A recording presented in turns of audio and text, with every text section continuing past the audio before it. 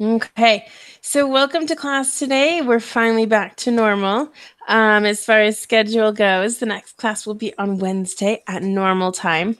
I guess Wednesday is a holiday in Germany, so happy German Day, I guess, that day. I don't know. So what we're going to do today is go through a reading. So I think it was a couple weeks ago now. I think it was before I left. Just going to do a reading activity. We're going to review that today first, and then we'll continue with the topic just as a review, because that's always good.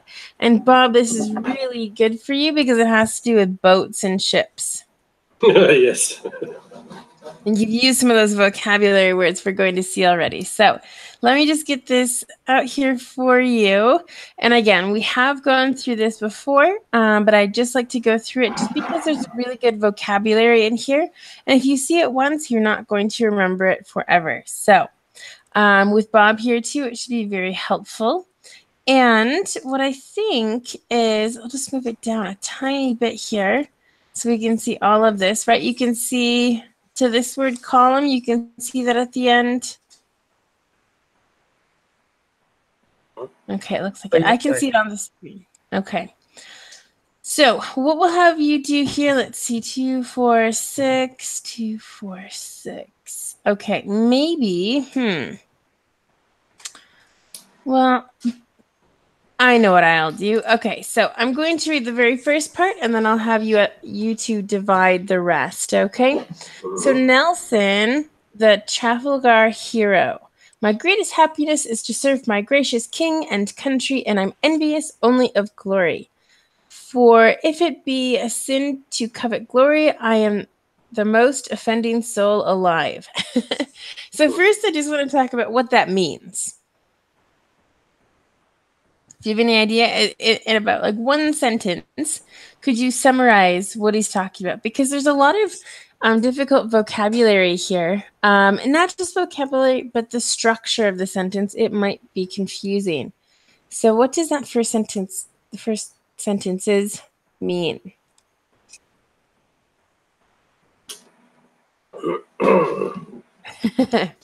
Or what do you understand? We could start there too. Yes. Do you have any idea? What does covet mean? Covet, yes. Okay. Basically to want. It's in, I think, the 10 Commandments. You shouldn't covet your neighbor's things, for example. You shouldn't be jealous of something, kind of. So basically what he's saying here is, he's more than happy to help out his country and his king, and he's only jealous of glory or victory, maybe, okay? And because, I said of the 10 Commandments, it's a sin or where you shouldn't covet your neighbor's things. In this case, he's saying if it's a sin to covet glory, if it's a sin to be jealous of glory or want glory, then he's guilty, basically. Does that make sense? A lot of, very, like I said, it's kind of difficult the way that he's wording, the way the words are and which words he's using. So he wants glory, he wants to be successful, and that's okay. He says, even if it's a sin, I don't care. I want glory. Yes. Okay. What mean envious? Envious. I'm envious. It's a different word for jealous. I'm jealous only. Jealous. Yes, okay. Good. Yeah, any other questions? Maybe later. Okay. Not now. All right, sounds good. Yes. So what I'll have you do, actually, Bob, you're in here first, and if you see this little blue mark right here with the members, I want you to read these 3 parts, if that's okay. And then I'll have Ken read the rest, okay? Okay. Captain Horatio Nelson was a very successful naval captain of the 1800s. The 3 most famous battles he led as admiral were the Nile, Copenhagen, and Trafalgar. In the Battle of the Trafalgar, 1805, the British Royal Navy took on both French and Spanish fleets. Nelson's crushing defeat made history. There were 38 French and Spanish ships in addition 4,000 troops, including Riflemen, compared to just 32 British ships. Nelson's main force was made up of 8 three-decker battleships carrying approximately 19 guns per vessel. Still, the other fleets carried a lot more guns and crew members. Okay, so very good. You did great reading this. There's only one thing I think I'm going to actually inform you of. That this is actually pronounced this year is 1805. It's one of the most difficult things is years in English, and so this is the 1800s. That was very good. Yes. 1805. And then you have all these other numbers in here. So you did great with those. Okay. So Bob, a lot of familiar words for you, right? Yes, of course. Except Riflemen. What is Riflemen? Okay, well, actually, I'm going to send that question over to Ken and see if he remembers, because I'm pretty sure Ken was in this class when we did this the first time. Is that correct, Ken? Yes. Okay. So, was this 4,000 troops, including riflemen, compared to just 32 British ships? What is riflemen? Maybe rifleman is soldier to shoot the rifles. Exactly. Yep. So the first part of the word rifle is a type of gun or weapon. And then men obviously are the opposite of females. People. So it's a compound noun, we say, as there's two real words in there, but they're together to make a new word. Okay? Questions? No. Okay. But nowadays, women are in the military, so can they maybe rifle women in that case? Sure, yeah, riflewomen. I mean, normally a lot of these words, like riflemen, for example, are used with men, as in the past, in history, it was always men that were fighting. Nowadays, women have gotten the right to fight. So sure, it's like policemen, policewomen, for example. Right. Maybe there's no gender neutral word for these. Right. No, there's not a rifle. No, I don't think so. Yeah. And again, it's, if you think back in history, I mean, things were more like male chauvinistic, or trying to think the word that's not in Spanish, that male dominated. Okay. And so you think, oh, people are at war. It was all men. Okay. Nowadays, like I said, those things are changing. But yes, the majority of these types of words due to war and things like that have the ending with men. So we have that. I have a question here with naval. What is this? I think it's a navy. Yeah. Yes, navy. Okay, good. Yep. So naval is the adjective of navy. And what does navy represent? Military ship. Exactly. Military ship. Yes. And so we have a lot of different kinds of military groups. We have the Navy, the Army, etc., and they all serve different purposes. So naval in this case, again, is the adjective, a naval captain, a captain of the Navy in the 1800s. Let's see. I think, well, actually, just before we started class, Bob was telling me about some jobs, and he mentioned fleets. So the word fleet. So Bob, what is a fleet? Fleets is mean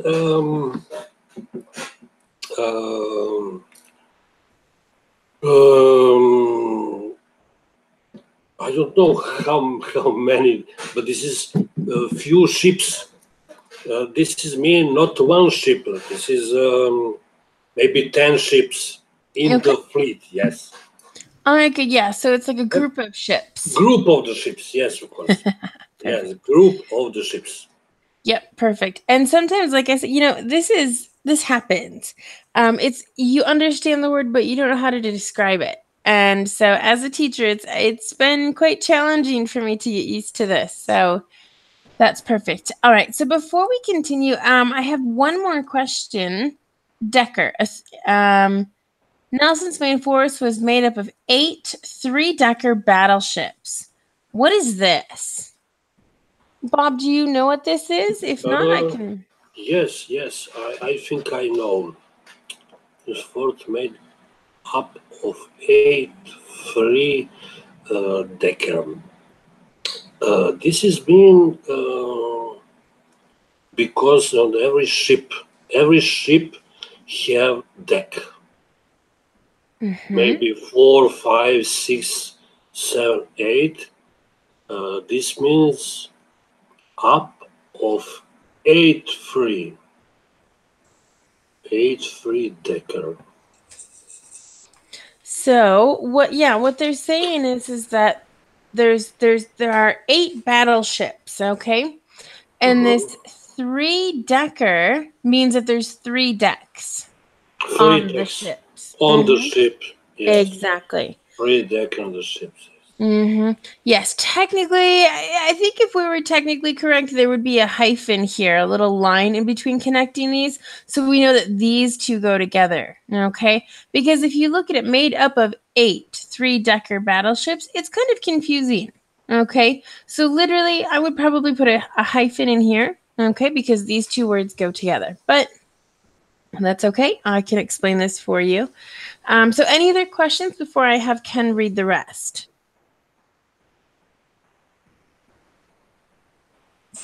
Doesn't sound like it. So Ken, why don't you go ahead and read the last 2 parts here, and you can see everything okay, right? Okay. Even with this major advantage in numbers, Nelson's well-thought-out tactics worked. The British fleet were able to dominate the French and Spanish due to the way they lined up their ships. They were able to attack from both sides by creating separate columns. Hence why the imposing statue in Trafalgar Square today is called Nelson's Column. Despite his death in the same battle, Nelson remains a national hero and will stand forever proud on the top of this column. Okay, so very good. Any questions here about vocabulary? Column, I don't know the shape of the column. Like a cylinder? Cylinder, okay, kind of round. Round and tall, yeah. I got it, yes. Okay. Trafalgar Square in the London. Yes. Yes. I was going to ask you. Yes, that's true. Have you seen it? Have you been to Trafalgar Square? Unfortunately, no. But my friends was been in the Trafalgar Square before a few years. I was only in London on the Tower Bridge. Okay. Yes. And the bridge. You know. Yes, exactly. Yeah, I've been there too. Because my ship is small, Minerva. Minerva is small ship, and we was on the next on the bridge, yes, but we have not a lot of time. Okay. Yeah, that's Yes. okay. I mean, it's a big square and Big square, Trafalgar Square, yes. I have pictures okay, and perfect. images, yes. Well, very nice. It's Ken, problem. you've never been to England, have you? No, but I saw the pictures of the square. Okay, I think perfect. it's famous. Yes. Mm-hmm. Yeah, it is. Okay. Well, good. So we have that. And any other questions?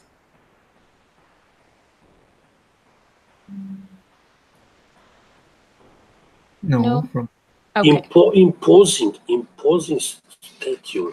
Mm-hmm. I tell Imposing. you, Ken, do you imposing. think you could help us out with this one? Do you know what that Mm. means? Impose the tax, and how can I? In this case, imposing statue, come famous or touch meaning important or I don't know. Sure. So important is your answer, right? Maybe yes. Okay.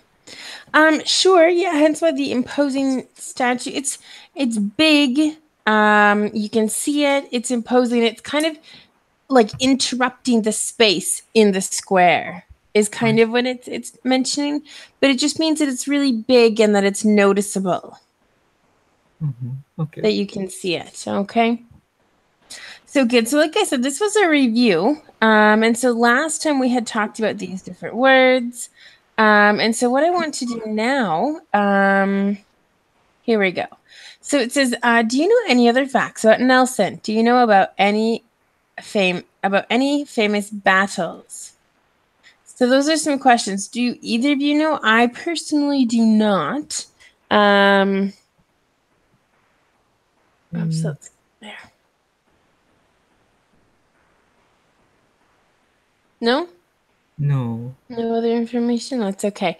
You know, maybe if we had an English person here, that would help us, but we don't. So, and then, of course, here it says, how about any imposing buildings or statues, and why are they imposing? So, I've just answered the second part here. But let's talk about imposing buildings or statues. Let's talk about them in general, okay? So, can you think of anything that's famous that could be imposing? I'm going to give the example of the Eiffel Tower in Paris. Of course, you know, I don't think it's really a building. I don't think it's a statue. It's more of a structure. But, you know, if you are in Paris and you see it, it kind of is like this huge thing that isn't necessarily natural to the surroundings. You know, it's not like similar buildings around there. So to me, that's imposing. Do you have anything in maybe your countries or anything that is famous that you could talk about? Maybe some big Buddha statue, Building? Mm-hmm. a big statue of Buddha, Oh, or, Buddha? or modern, yes, it's famous here, and so Skytree, Tokyo Skytree is yeah the highest tower. It opened 10 years ago. Wow, okay. Well, good, that's fine. And Bob, can you think of any imposing buildings or statues? Mm. Not really. What is the question, Becky? Well, imposing buildings or statues, like I said, is like the Eiffel Tower. It's not similar to other things around it. It's different. It's big. It gets your attention. Those kinds of things. For example, when you're on the water in a cruise or on a cruise, there's nothing else around, and so the ship would be imposing because it's different and it's big. All right, Kenya, we'll take a look at that. Thanks. But that's fine. So what I actually want to do is I want to read this. And so Ken, because you read second last time, you're going to read first this time. So I'd like you to read the first two paragraphs. Okay. Okay. I've heard many things about Nelson's personal life as well as his success in several battles. I'm gonna recount a few of the more interesting facts. Everyone thought that he wore an eye patch due to an sightly disfigurement. He never even had one. He was blinded in his right eye, but that was as far as the story goes. It's funny how past events are mythologized. When he was born, he was a very sickly child, and he was christened very quickly due to a fear about his premature death. He did not die as a child, of course. He became a very successful admiral in charge of thousands of men in various battles. He joined the navy as a frail child at the age of 13, and he suffered from seasickness throughout all his adult life. Okay, so very good. Lots of difficult words in here. So let's go through this little by little here. So yeah, until the interesting facts was fine. Everyone thought he wore an eye patch. What is an eye patch? Like the Jack Sparrow. Like the pirate, right? Exactly, that black thing that goes over your eyes. Yes. Okay. And this people thought he wore it because of an unsightly disfigurement. Okay, so what is an unsightly disfigurement? Maybe he cannot see. Unsight means cannot see, and disfigurement sounds like I don't know some disease or some dysfunction. Okay. Well, we're going to look at the word sight here, and yes, it has to do with your vision and what you see. Now, it's kind of the opposite of what you're saying. It's actually unsightly is something that is not pleasant. Okay. So for example, if there's, I don't know, like a car accident, okay, and there's bodies in the car still, it's unsightly. It's not very nice to see. Mhm. So that's unsightly. And so a disfigurement means a deformity. So everyone thought maybe he had a problem with his eye that he wanted to cover because it was ugly, basically, or not pleasant to see. Does that make sense? Yes. Okay. So you were on the right track, but not exactly. It's kind of the opposite. So yeah. Yeah. So they thought he had an eye patch because he maybe didn't have an eye and it was ugly and it would not be very nice for people to see. But that's not true. It said he never even had one. Okay. He was blinded in his right eye. So he was blind. He became blind in his right eye. And that's why he wore the eye patch. Okay. So it's funny how things are like invented, made up in the past. Okay. Let's see. Any other questions in this first part here?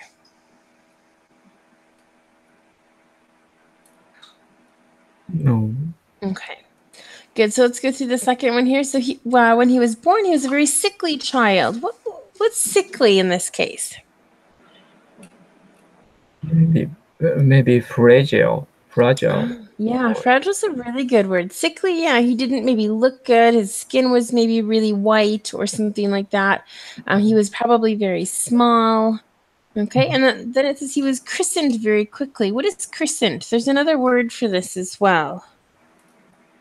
I think it's baptized. It is. Mm-hmm.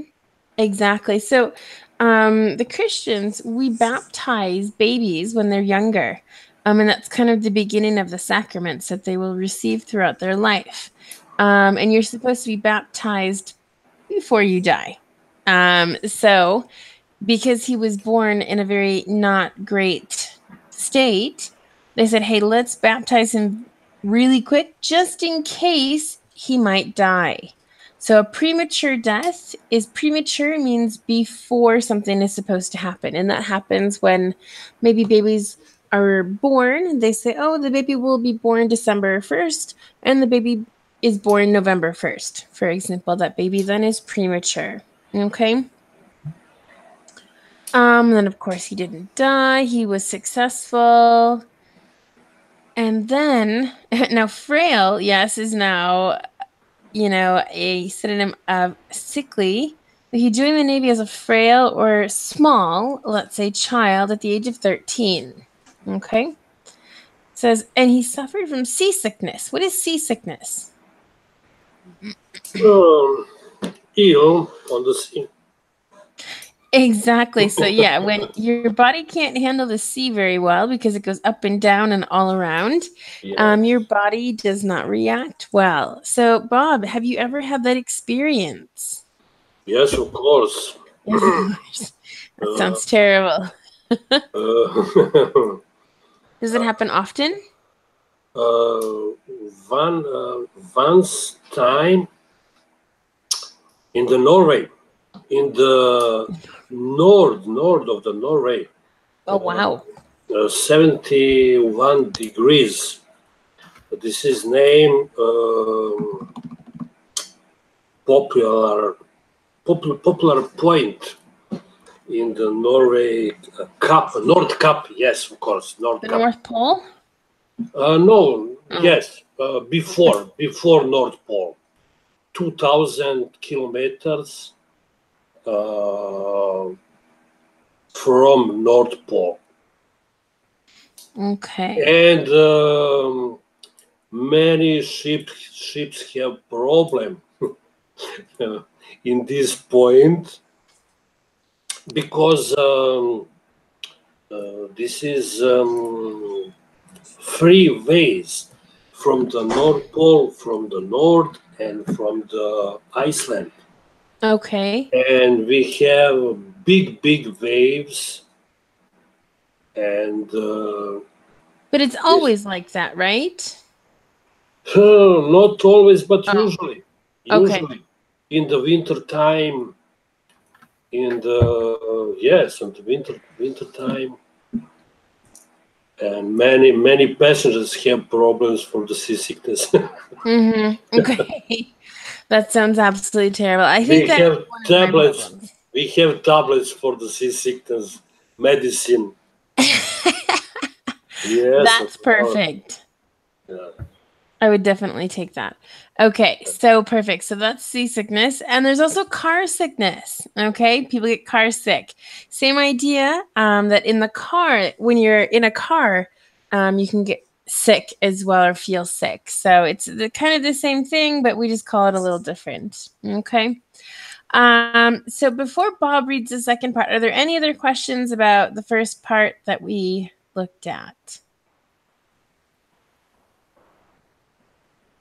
No. So Bob, it's your turn. Let's see what happened. I have a little questions. Yeah. He was Christian. Yeah. This is mean he was go to church and the Pope Christ. They christened him as he was baptized. Baptized means that you, as a baby, get holy water on your head, and it's one of it's the first sacrament in the Christian or Catholic. Yes, of course. But I also Christian in the my city, Novi Sad. We have big church. And I was Christian in this this is named Saint Mary. Oh, okay. This is good information for you because you don't know what's happening exactly in my country, Serbia, but Novi Sad have a Catholic church. Okay. And I was Christian in this church. All right. Well, very nice. I have documents for this. What is name in English document for christening? That's In a good English. question. I would say like a baptismal certificate or something. I don't know. Baptist certificate. Baptist certificate, yes. Yeah, I mean, I was baptized when I was a child.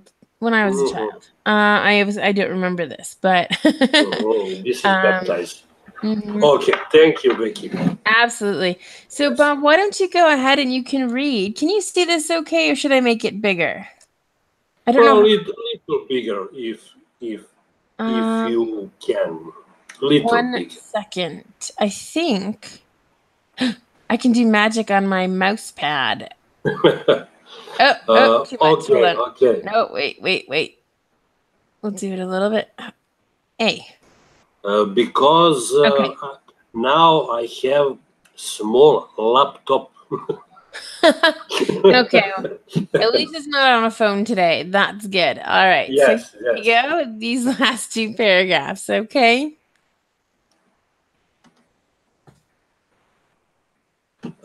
He first marries a young widow, but several years later has an affair with a woman with whom he has an illegitimate child too. Not too long after his final battle with France and Spain, in Suez, Nelson is hit and dies on board his ship. He is taken back home in a cask of brandy to preserve his body. Everyone celebrates Britain's great victory, but mourn the loss of the great Nelson. Okay, next. At least these are the things we are told are facts now. Can one ever believe everything they are told? Have you taken on anything recently? Okay. So good. So first, let's go through some things in this paragraph. And there are some mistakes in here. Okay. So we'll talk about those as well. So he first marries a young widow. What is a widow? Not married. Kind of. Ken, do you have any more specific details? Maybe women who lost her husband. Yes, that is correct. Yes. So she's not married only because her husband has passed away. Okay. So he got married to this woman and then he decided to have an affair with a woman. So he decided to do other things. And then they had a baby, a child. But I'm curious about the word illegitimate child. What is illegitimate? Good question. Yes. Ken, do you know? Yeah, because maybe he had a baby. How can I say, with adultery? Yeah, it was adultery. So yes, he was married to someone else and he had a baby with a different woman. That makes it out of wedlock. Let me just write that word for you in this chat box. So out of wedlock, so out of marriage. And because of that, the baby is then considered illegitimate. So not legal, kind of. I mean, obviously it was his child, but it was not in the right situation. Okay. Is that okay? Yes. Okay. And who he has an illegitimate child. This too is incorrect or I don't like it here. I would either remove it or I would add another O because it means as well, basically. Okay. So this too to me is incorrect. All right. Then it says not long after, so not a long time later. His final battle with France and Spain ensues. What can you understand from the word ensues in this case? Maybe you don't know what it means. I don't know. Okay. What is ensues? That's okay. Ken, do you have any idea? Maybe boost. Okay, so boost, I would maybe just use the word happens. It occurs. Okay. Then, let's see. So then obviously Nelson here, this N needs to be capitalized. That is a huge, huge mistake, in my opinion. It's a name, it's a proper noun, it needs to be capitalized. But anyway, I can't do any of these corrections. So, Nelson is hit. He's hit and dies. So in the battle, he's hit basically means he's probably shot with a gun, maybe a rifle in this case. Okay. He dies on board his ship. He's taken back home in a cask of brandy. What is a cask? I don't know. Okay, Ken, any idea? Maybe like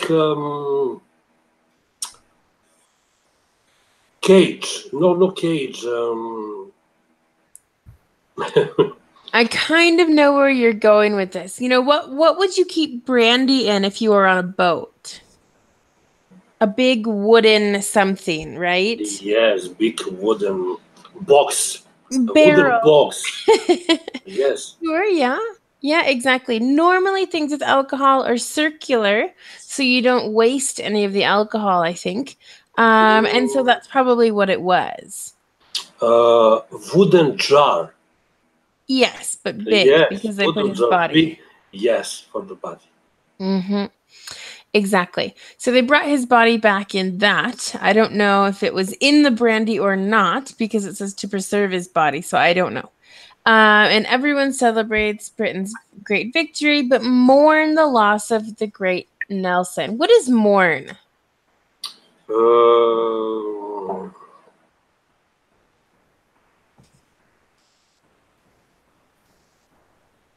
I think no, like about died, about the loss of the great Nelson. Mm-hmm. But how do you feel, maybe? How do you feel? Sad. When you mourn? Sad. Exactly. Yeah. So when people mourn someone's death, they feel bad and they, remember him. They might talk about him, that kind of thing. Okay. So that's really good. So any other questions in these last two parts? No. Ken, any questions? Anything you want to mention? No. Okay. Good. So it says, at least these are the things that we are told are facts now. Can one ever believe everything they are told? So do we believe that all of these things happened? Yes, I believe. Okay. And why do you believe? This is true. Did you read anything previous to class today about Mr. Nelson? I heard for the Nelson. Oh, okay. So what did you hear? Okay. And are these things that you've also heard of? Did you hear anything else? Or was this the information that you've been told? I heard more information. I have one book, one maritime book of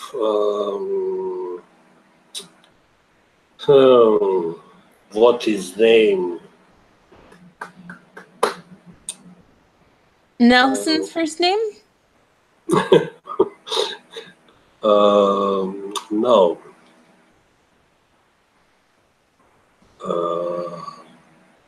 I can't remember now. Ernest Shackleton, yes. I heard for the. We have one restaurant on the ship.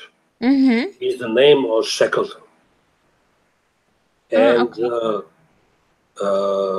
and in this place we speak about you know who is Shackleton? No, I don't. No. Who is first going to North Pole? Okay. Yes, his first man and company and the fleet in the ships. This is few ships whose first going to North Pole. His name Ernest Shackleton, yes, of course. And I heard for the Nelson that time, and I think this is true. This is a true story. All right, well, I'm looking up some information here too. It says that Nelson was preserved in a brandy cask, okay, with myrrh and camphor. And I don't know what camphor is. But basically it's to preserve the body. So he wasn't just in the cask of brandy, but with other ingredients to preserve the body. Yes, yes. In that time, alcohol drinks is prohibited. Right. It's not alcohol. Yes, I heard this story. Okay, well, very good. And okay, Ken, do you know anything about this? No. All right, do you believe these stories? Maybe some of them, but article says some part of his life were kind of mythologized. Miserable? What? Yeah, like mythologized? Yeah. Made up, yeah.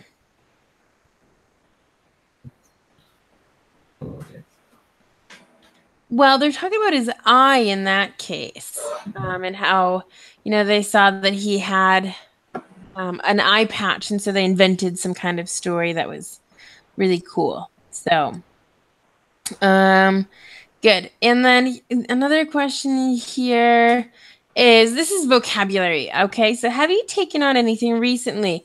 Bob, you've taken on a new job in which you will start at the end of this month. So that's you. But Ken, what have you taken on recently?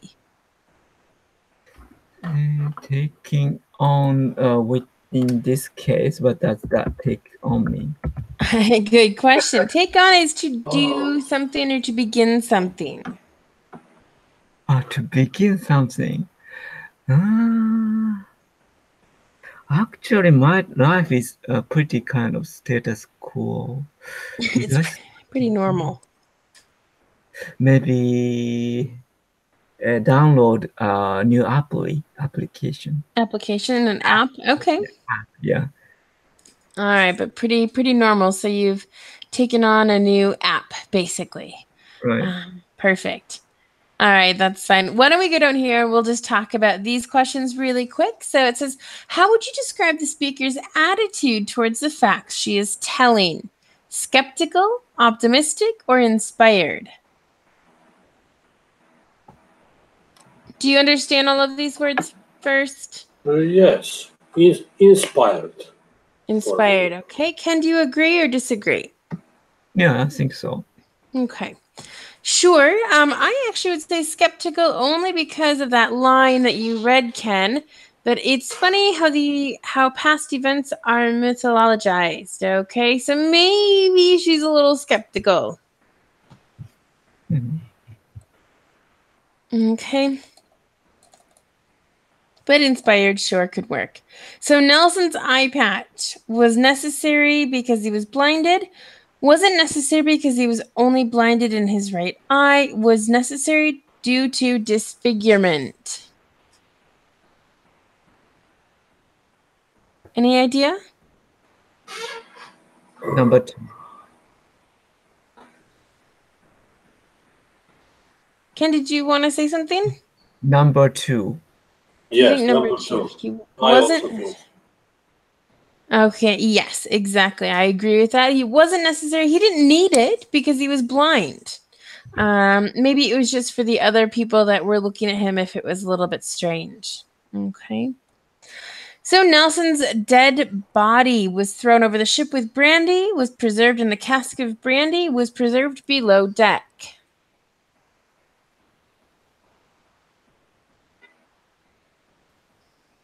Number 2 also. Yeah, was preserved in a cask of brandy. That is correct. Yes. And then number 4, as a child, Nelson, should be capitalized again, was sickly and helpless, sickly and scared, sickly and frail. Sickly and frail. Very good. Yep, those are 2 adjectives in here. So that is perfect. And I think that's about it for today. I don't think this is... Oh, yeah, I guess we could... What else did you hear about Nelson's life? Probably not much. Do you think Nelson was a brave man? Bob, yes or no? Yes. Why?